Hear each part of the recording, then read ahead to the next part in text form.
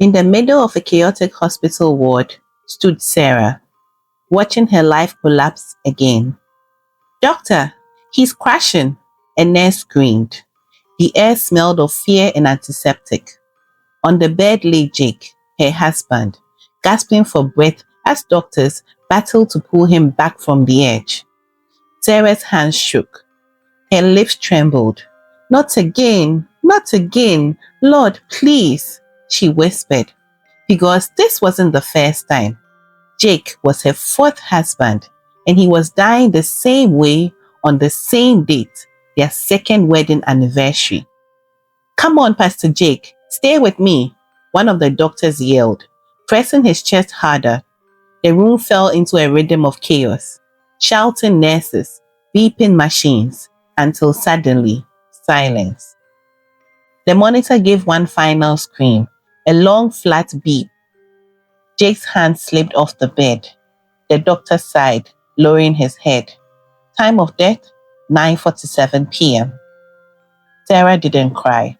She had no tears left. Her grief had run dry 3 husbands ago. Out in the corridor, the nurses whispered, "I hear this is her 4th husband," one said. Another replied softly, "This one is not ordinary." And they were right, because before we can understand why, we must travel back 500 years to a village called Inobi, where a curse was born from blood and tyranny. Inobi was a prosperous and fertile land. The people lived in harmony and splendor, but all that ceased the day King Maduke died and his son Okafo inherited the throne. When King Okafo sat on the throne, even the wind changed direction. Children stopped playing by the stream. Women fetched water in silence. Their laughter was swallowed by fear. They said the day he was crowned, 3 vultures hovered over the palace roof.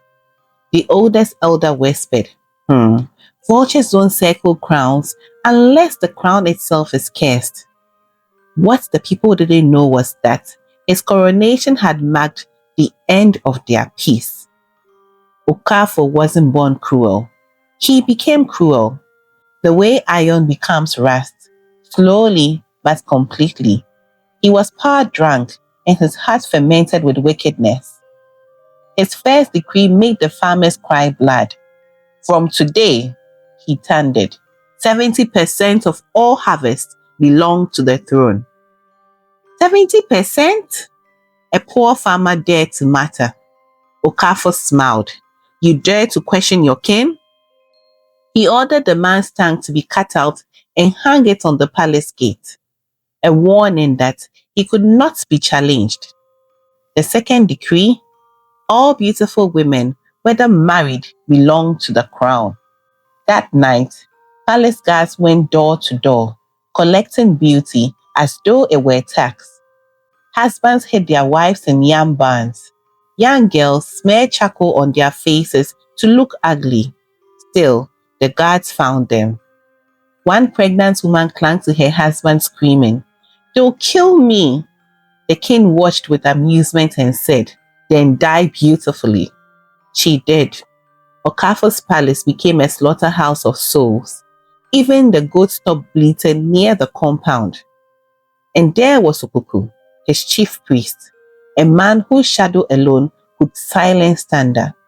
His shrine smelled of death. He wore skulls as beads and spoke in riddles that could curdle blood. Okafo called him my brother from the underworld. Together, they made Inobi a living graveyard. When a widow refused to offer her last bag of yam as tax, Okuku told the king, "Her stubbornness is a disease. Shall I prescribe her medicine?" Okafo grinned. "Give her double dose." They burned her heart with hair inside. One afternoon, the king was seen walking barefoot across the courtyard, chewing broken glass to prove his immortality. "Behold your God," he shouted. The people called him Oba Imo, the ghost king. One market day, his mother, the old queen mother, knelt before him trembling. "My son," she whispered, Remember the gods that placed this crown on your head. Power is not forever. Rule with mercy. Okafor looked down at her, smiling like a snake. Mercy? He said softly. Mother, mercy is for mere mortals. I am the god of this land. When she reached to touch his feet, he stepped back. Guards, he said, his voice like thunder breaking bone. Show her the mercy she seeks. Before sunset, Queen Mother's head joined the others on the palace wall. From that day, the people of Inobi knew their king had not just killed his mother, he had killed the last bit of humanity inside him. They say even the gods stopped visiting his dreams after that night. And when the gods go silent, it's the quiet before judgment.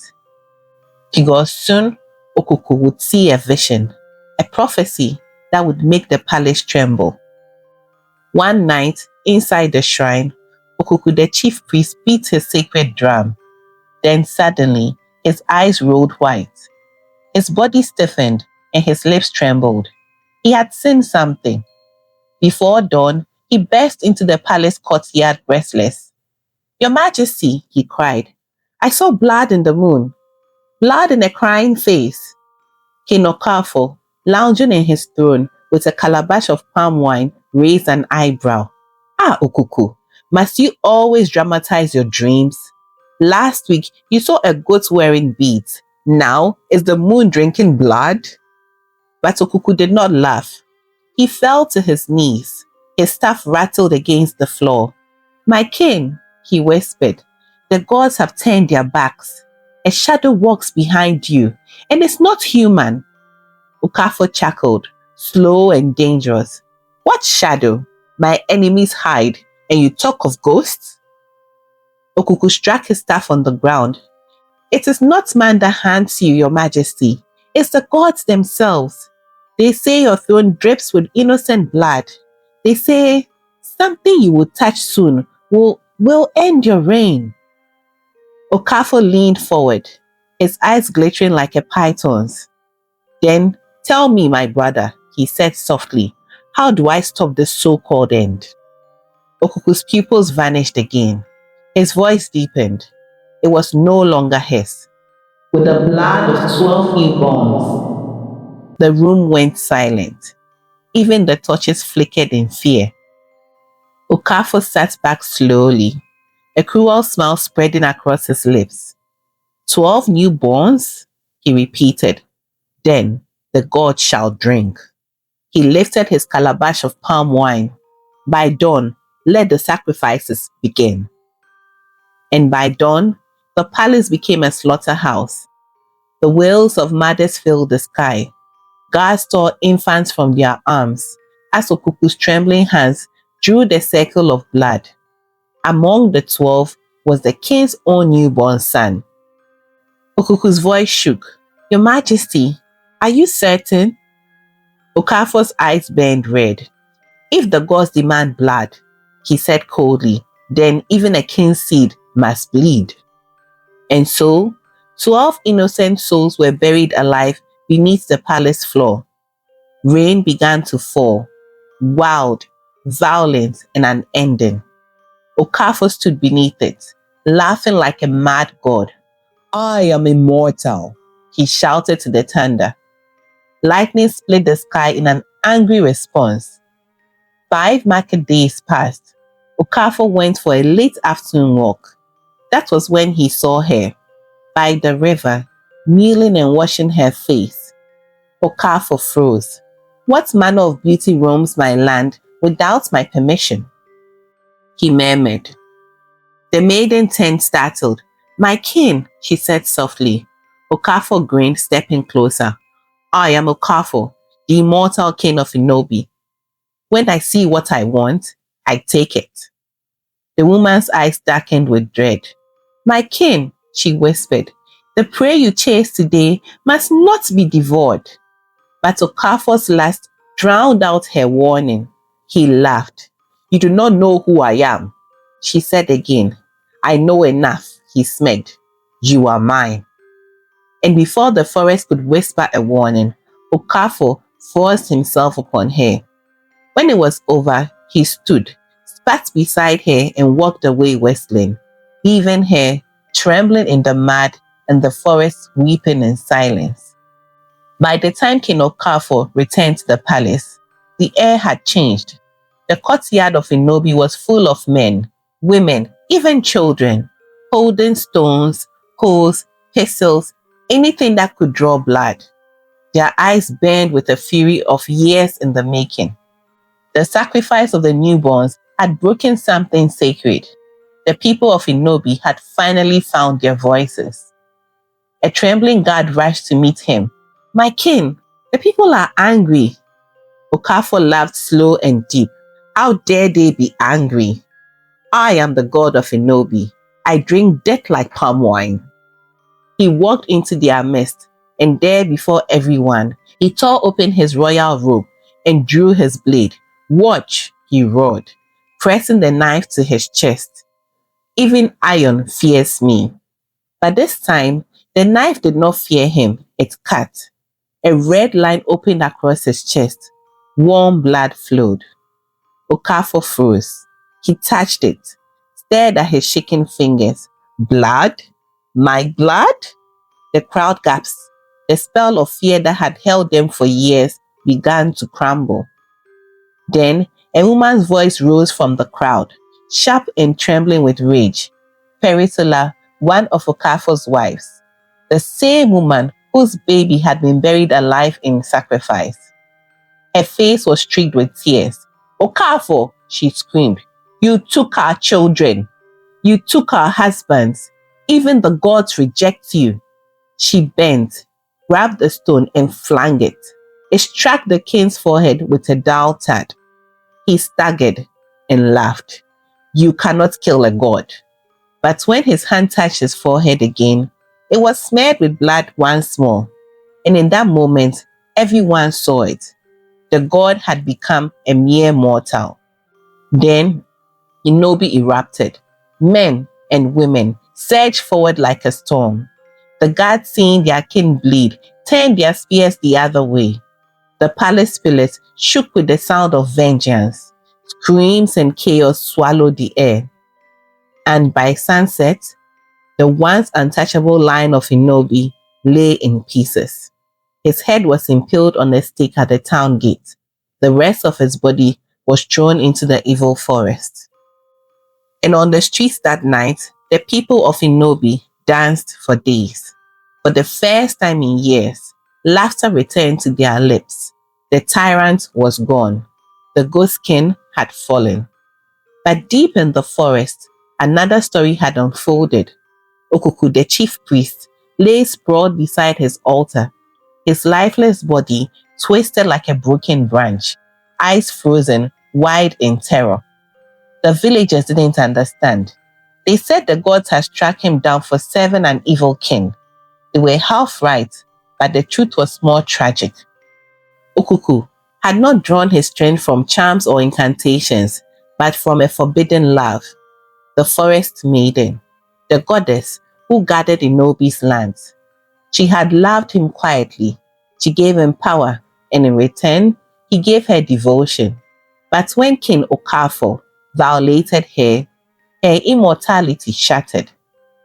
A goddess could not be defiled and remain divine, and when her divinity broke, Okuku, the chief priest's power, crumbled too. His heart stopped that very moment she lost her divinity. King Okafor lost his protection from that moment. Months later, the forest grew silent. The once mighty goddess now lay mortal, her belly swollen with Okafor's seed of violence. Under the moon, she brought forth a child, the son of the man who had defiled her. As her life slipped away, she pressed her bloody hand to her child's chest and whispered, "You carry his blood, and through it, his curse. Let no man born of you ever find peace. Let every joy you touch turn to dust." Her body turned cold. At dawn, a farmer returning from his yam field found a crying baby beside a dead woman. Out of pity, he took the child home, not knowing he had cradled the beginning of centuries-long sorrow. And so began the shadow of the curse that crawled through generations, through kings and servants, through rich and poor, until it reached Sarah, the widow whose love always ended in death. Fast forward 500 years later, the world had changed, but the curse hadn't. In a bustling Lagos hospital, Sarah stood frozen. Her eyes were dry, her body numb. The sound of machines faded into a dull hum as she stared at Jake's motionless body. Her faith had gone with Jake. This was not supposed to happen. Not again, she whispered to herself. Jake had been a man of God, a firebrand youth pastor who quoted scripture like water. When she told him, "Every man I marry dies before our second anniversary," Jake had laughed and said, "My love, a man of God cannot die before his appointed time. I am a man after God's own heart." And she had believed him. She had thrown herself into her faith, fasting and praying. Even when fear whispered in her ear, she silenced it. But now, here she stood alone, again. After the funeral, mourners filled her house. Sarah said nothing. She just sat in the corner, staring into space. Weeks passed, and all that remained was her anger at God. One afternoon, Pastor Collins, the head pastor, knocked on her door. He stood there, Bible in hand, eyes heavy with worry. "Sister Sarah," he said softly, "I saw something, a disturbing vision from God concerning you. You must pray." Sarah didn't let him finish. She slammed the door in his face. "Where was God when I needed him?" She shouted through the door. "Where was he when Jake died? When my heart broke again?" That was the last time she spoke to anyone from church. She stopped praying, stopped attending service, stopped believing. Her anger replaced her faith. But what Sarah did not know was that her so-called holy husband had not just been unfaithful to her, he had been unfaithful to God. The same man who led church service, led midnight visitations with half the choir. Even the ashes were not spared. Jake had been generously anointing the women, one after another. Behind the pulpit was a man drenched in secret sin, a man who had no relationship with God. And the curse that haunted Sarah, it had found the perfect vessel, a pastor who preached light while sleeping in darkness. After Jake's death, Sarah packed her life into one Ghana must-go bag and vanished to a new town. She made herself a promise. She would never love again. Love, she said, was a graveyard that had buried her 4 times. But loneliness has its own spirit. It began one quiet afternoon at the grocery store. She stretched for a tin of tomatoes on the top shelf when a gentle voice said, "Careful, let me get that for you." She looked up and saw him, David. He had calm eyes and a warmth that disarmed her. For the first time in years, Sarah smiled back. Soon, they were having coffee and talking about life like old friends. And then slowly, a thought began to whisper in her heart.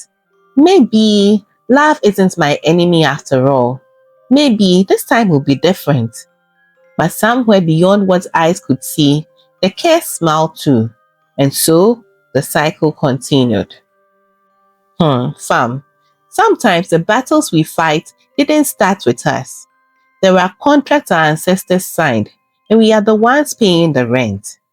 But the God who breaks curses still reigns. If only we would return to him in humility. Because, like Sarah, many of us are walking through life wrestling shadows we don't understand. Until the day we finally say, "Enough.